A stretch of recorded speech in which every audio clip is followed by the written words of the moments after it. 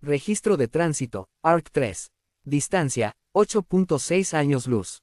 Destino, Sirio C, tercer asentamiento extrasolar. Población, 5.000 almas. Hola, soy su narrador Vector Zero Sci-Fi. Hoy en los cuentos del abismo hay cosas que deben permanecer enterradas. Si al final del capítulo piensas que mi esfuerzo como creador original tiene algún valor, puedes motivarme a seguir escribiendo con un like, suscribiéndote, y activando la campanita. El capítulo único inicia en 3, 2, 1. Insectos. Para los 5.000 colonos a bordo de la nave nodriza ARC-3, el viaje de 8.6 años luz desde una tierra agonizante no había sido un camino de rosas. Atrás quedaban los recuerdos de la brutal aclimatación de la primera colonia humana en las llanuras heladas de Próxima B, y los turnos de trabajo esclavo en las minas acuáticas de Alpha Centauria de la segunda colonia humana. Tras 17.5 años en cámaras de hipersueño, y viajando a una velocidad de crucero de 0.25 c gracias a los rugientes motores de fusión aneutrónica, Sirio C se alzaba ante ellos como el refugio de la tercera colonia humana. Era un mundo masivo, de una gravedad aplastante de 1.15 gramos que hacía que cada paso costara el doble de esfuerzo, pero su magnetosfera era robusta, alimentada por el abrazo gravitacional entre Sirio A y la enana blanca Sirio B. Como la atmósfera superficial era un manto tenue de nitrógeno que iba a requerir siglos de terraformación, la humanidad hizo lo que hizo en las anteriores dos colonias, esconderse bajo tierra. En consecuencia la colonia se asentó en la cuenca de Isidis, un escudo de basalto ideal para la excavación. Allí cavaron profundo, creando una metrópoli subterránea, y se sentían a salvo bajo el escudo de piedra. Pero no sabían que estaban cavando su propia tumba. El año terrestre 2341 marcó el inicio del fin. Porque a 4.200 metros de profundidad, los discos dentados de una tuneladora de la corporación Examining perforaron el límite inferior de la corteza basáltica. Entonces los manómetros se volvieron locos, debido a que la presión cayó en picado. Habían caído en una macro caverna de proporción continental. Cuando los exobiólogos bajaron por las líneas de rappel, se encontraron con un ecosistema confinado que desafiaba la entropía. No había oscuridad total. El abismo brillaba con una luz fija, enfermiza, en el espectro de los 450 nanómetros, un resplandor azul verdoso producido por causa de la piezoluminiscencia de las vetas de fluorita dopadas con isótopos radiactivos locales. Además en el aire flotaba una neblina semiluminosa, una densa sopa de metano, dióxido de carbono y vapor de agua saturada de aerosoles orgánicos. Pero lo más aterrador no era el suelo, porque crujía. Kilómetros y kilómetros de un desierto de quitina fosilizada. Billones de caparazones vacíos alfombraban la caverna. Un ecosistema entero que se había devorado a sí mismo siglos atrás tras agotar vegetales y animales. Y es que allí, en ese manto de cadáveres de insectos, se explicaba la extinción de las especies que una vez existieron en ese continente subterráneo. Los primeros especímenes recuperados fueron catalogados apresuradamente como Formica siries, aunque la evolución terrestre jamás habría podido parir semejante monstruo. Tenían el tamaño de un puño humano cerrado, entre 10 y 12 centímetros de longitud, pero su composición era desconcertante. Su exoesqueleto era una obra maestra de la adaptación natural, una matriz de carbono compuesta por nanotubos de quitina dopados con silicatos y trazas de titanio molecular que los insectos sintetizaban directamente del sustrato geológico. Las pruebas de estrés mecánico en los laboratorios de la colonia arrojaron resultados espeluznantes. El espécimen tolera presiones hidrostáticas superiores a las 400 atmósferas. Los láseres estándar para minería ni siquiera chamuscan su cutícula. Son, a efectos prácticos, indestructibles para las herramientas de grado civil. Lo peor es que no estaban muertos, ya que los científicos tomaron por cascarones a organismos en criptobiosis extrema. El Formica siries había reducido su actividad metabólica al 0,001%. Para evitar la degradación celular durante milenios de inanición, el organismo había sustituido toda el agua de sus fluidos internos por un gel de glicerol de alta densidad. El error de los ingenieros fue asumir que necesitaban oxígeno para despertar. Pero el verdadero desencadenante fue acústico y térmico. Las vibraciones armónicas de baja frecuencia de las tuneladoras resonaron en la caverna, lo que se combinó con el súbito gradiente de calor infrarrojo emitido por los trajes protectores de los humanos. En cuestión de minutos, el gel criogénico en el interior de los cuerpos de los insectos se licuó. Enseguida miles de millones de patas de titanio y quitina rasparon la piedra en la oscuridad. El depredador Apex había despertado, y las vibraciones de la superficie le indicaban exactamente a dónde debían avanzar. El Formica Sirius no tenía ojos. No los necesitaba. El abismo les había dotado de quimiorreceptores ultrasensibles, capaces de detectar el CO2 exhalado por los colonos y los aminoácidos de la piel humana a kilómetros de distancia. El horror en la colonia no provino de una oleada de mordiscos y mutilaciones violentas. Si el depredador Apex hubiera sido simplemente violento, los colonos habrían podido defenderse con explosivos pesados. Pero la estrategia evolutiva de la criatura era mucho más insidiosa, puesto que no buscaban carne para comer, buscaban incubadoras. El parasitismo de incubación masiva comenzó en los niveles inferiores de la ciudad subterránea. Los insectos se deslizaban por los conductos de ventilación, rápidos como sombras de metal, buscando el calor de los cuerpos humanos dormidos. Un sutil pinchazo anestésico era todo lo que se necesitaba para depositar los huevos microscópicos en el torrente sanguíneo. Para cuando la colonia se dio cuenta de lo que ascendía desde las profundidades de la cuenca de Isiris, el enemigo ya estaba dentro de sus propios pulmones. Los primeros síntomas fueron descartados como síndrome de adaptación hipogravitatoria. Los médicos del sector inferior reportaron una ola de pacientes con fatiga crónica, sibilancias al respirar y una ligera pirosis en el esternón. En un mundo con 1.15 gramos, el cansancio era la norma.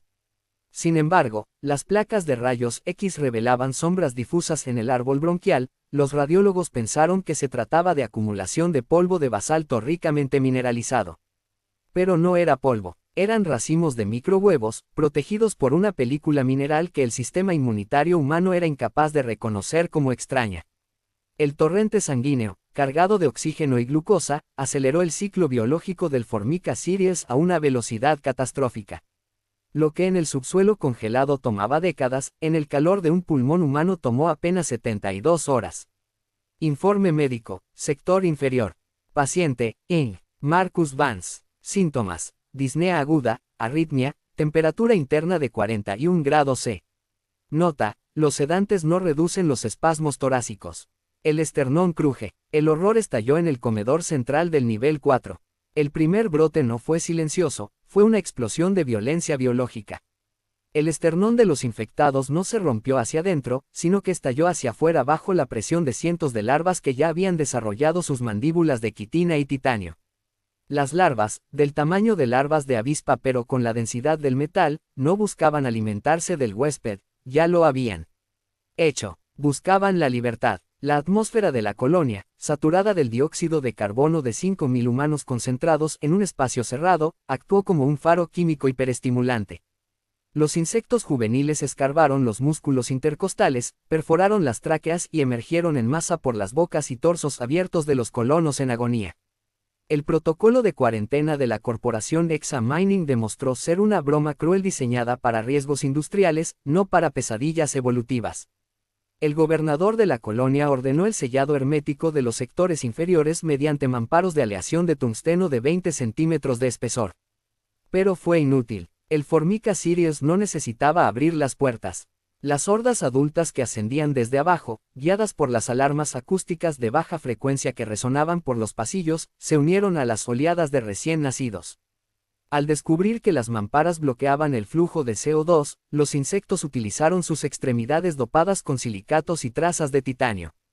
No cortaban el metal, lo erosionaban mediante vibración ultrasónica por fricción, pulverizando los sellos de goma y debilitando la estructura molecular hasta convertirla en galleta porosa. Las armas de la colonia eran herramientas de grado civil, cortadores de plasma y rifles de pulso cinético para fragmentación de roca. Cuando la seguridad de la colonia abrió fuego en los pasillos del nivel 2, descubrieron la verdad de los exámenes de laboratorio. Los impactos cinéticos destrozaban las paredes de basalto, pero rebotaban en los exoesqueletos de las criaturas, empujando y generando chispas pero no bajas. El plasma térmico, en lugar de matarlos, licuaba la capa exterior de glicerol de los insectos, reactivando a aquellos que aún estaban a medio despiertos. El aire se volvió irrespirable.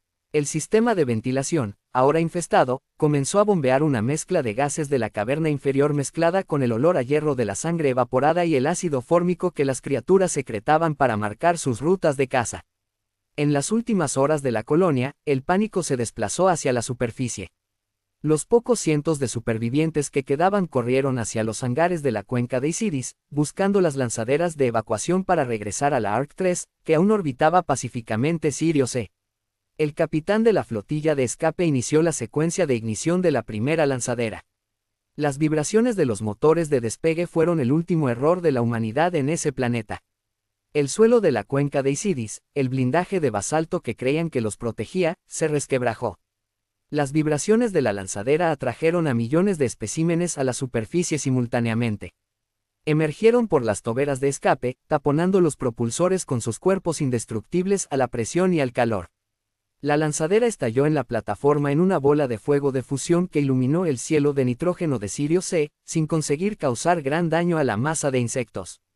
Desde la órbita, los sistemas automatizados de la nave nodriza Ark 3 registraron el cese total de las transmisiones biométricas de la colonia en la superficie. 5.000 almas extinguidas en menos de 7 días terrestres. Sin embargo, el peligro no terminó con la muerte de los colonos. En la última lanzadera que logró despegar de la atmósfera antes del colapso, 3 ingenieros heridos tosían sangre en la cabina automatizada, creyendo haber escapado. En sus pechos, las sombras bronquiales ya se agitaban al ritmo de los motores de la nave, apuntando directamente hacia el espacio exterior. En el puente de mando de la Ark 3, el capitán Harrison observaba las pantallas de telemetría con actitud estoica. La tripulación esqueleto, apenas 12 especialistas encargados del mantenimiento de la nave nodriza durante el letargo de los colonos, contemplaba el fin de la tercera colonia humana en absoluto silencio. En las pantallas de infrarrojos, la cuenca de Isidis ya no era una cuadrícula de calor humano, era una mancha térmica caótica, una masa hirviente de miles de millones de firmas metabólicas no humanas. Entonces, las alarmas de proximidad sellaron el destino de la misión. 3 lanzaderas de evacuación habían logrado romper la tenue atmósfera de Sirio C y se aproximaban a la nave nodriza. En los canales de audio combinados, los gritos de pánico de los pocos supervivientes se mezclaban con un sonido sordo, húmedo y rítmico, el crujido de esternones rompiéndose dentro de las cabinas de pilotaje. Alerta de proximidad, acople inminente. Origen, lanzadera EVAC 03. Estado biométrico, anomalía masiva en cabina. Ritmo cardíaco de tripulación, 0. Firmas térmicas detectadas, 14.000, microorganismos no catalogados. Capitán, la EVAC 03 está iniciando el protocolo automatizado de anclaje, informó la oficial de sistemas, con la voz quebrada. Los escáneres muestran densidades de quitina dentro del fuselaje. Están en los conductos. Vienen dentro de ellos. Harrison no dudó. El manual de la corporación Examining contemplaba cuarentenas, pero la astrobiología del siglo XXIV dictaba una sola regla ante un vector asimétrico letal. Y era su destrucción absoluta. Cancele los códigos de acople, ordenó Harrison, su mano suspendida sobre el interruptor magnético del armamento de proximidad. Sature las lanzaderas. Ahora, los cañones de riel cinético de la Ark 3, diseñados para desviar asteroides en tránsito, abrieron fuego. Y a diferencia de las armas de plasma civil de la superficie, la energía cinética pura de proyectiles de tungsteno colosales a velocidades relativistas hizo lo que el fuego no pudo, desintegró las lanzaderas por puro impacto de masa. Así el metal, la carne humana, y los insectos alienígenas se convirtieron en una bola de plasma que el vacío del espacio terminó por apagar. El Formica Sirius podía tolerar la presión del abismo, pero no la termodinámica de los impactos a velocidad relativista. Aunque algunos pocos restos de la lanzadera fueron despedidos a velocidades supersónicas y rebotaron en el casco de la nave madre. El silencio regresó al puente, pero era el silencio de un sepelio. El plan de contingencia para regresar a los sistemas seguros de Alpha Centauri era matemáticamente pírrico. La Ark 3 había utilizado el grueso de su combustible de fusión aneutrónica para desacelerar la masa de la nave al llegar a Sirio C. No quedaba suficiente masa reactiva en los tanques magnéticos para dar la vuelta, vencer la gravedad del sistema binario y acelerar de nuevo a 0.25 C rumbo a las minas de Alpha Centauri o a los hielos de Próxima B. Estaban atrapados en el espacio profundo. Harrison miró a los ojos de su tripulación remanente. No había lágrimas, solo la fría aceptación de la física orbital. Caminaron juntos hacia la sección de criogenia. No iban a un sueño de esperanza, iban a un letargo de supervivencia estadística. Antes de que las compuertas de las cápsulas se sellaran y el gel de congelación comenzara a cubrir sus cuerpos, el transmisor de alta potencia de la Ark 3 comenzó a emitir una señal en bucle dirigida hacia los mundos habitados por la humanidad. Un mensaje de advertencia en mitad de la negrura. Transmisión de emergencia, canal abierto en banda ancha. Origen, nave nodriza Ark 3, Capitán Harrison. Destino, Alpha Centauri A, próxima B, Tierra. Texto, la tercera colonia ha caído. El planeta Sirio C debe considerarse una zona de exclusión biológica. Por causa de un insecto extremadamente hostil y voraz, repito, no envíen misiones de rescate. No aterricen en la cuenca de Isidis. El vector Formica Sirius utiliza el cuerpo humano como incubadora y es mecánicamente indestructible a escala civil. Estado de la nave, combustible insuficiente para maniobra de retorno activo. Iniciamos maniobra de eyección orbital usando el último impulso de los motores de fusión. El resto del trayecto se realizará por inercia y deriva gravitacional pura. Tiempo estimado de tránsito en inercia, 340 años estándar. La tripulación esqueleto hipersueño. Si la nave se aproxima a ustedes en los próximos siglos, intenten recuperarnos con protocolos de biocontención extrema. Fin del mensaje, bucle activado. Los motores de la Ark 3 rugieron por última vez, consumiendo las últimas reservas de helio 3 y deuterio, empujando la mole de acero lejos del brillo azul verdoso de Sirio C. Luego, los reactores se apagaron.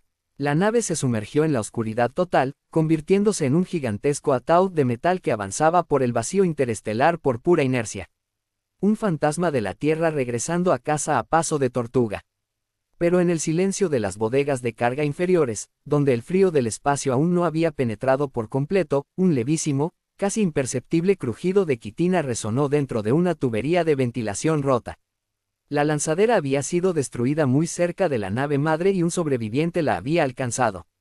Así que la inercia no era lo único que viajaba de regreso. Fin de este cuento del abismo.